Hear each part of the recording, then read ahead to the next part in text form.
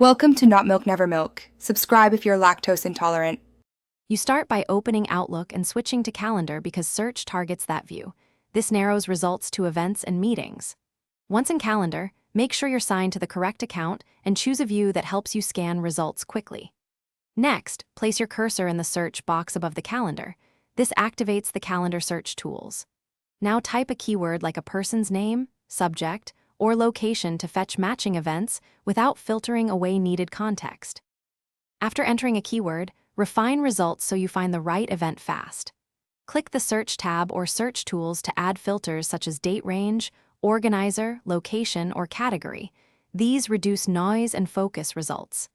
Use quotes around exact phrases and operators like and or not to combine terms. If you need a specific attendee, type their name and select People filter. Make sure to clear old filters between searches so prior constraints do not hide current results. Once results appear, click an event to inspect details, attendees, and attachments. This confirms you found the correct item. For recurring searches, save a search or use Advanced Find to build multi-criteria queries that include date, keywords, and participants. If expected events do not show, make sure Outlook has finished syncing. Then rebuild the Windows search index or run Outlook's indexing status to resolve missing items. If sync errors persist, restart Outlook and rerun the search to verify fixes. Thanks for watching. If this was helpful, leave a like and consider subscribing. See you next time.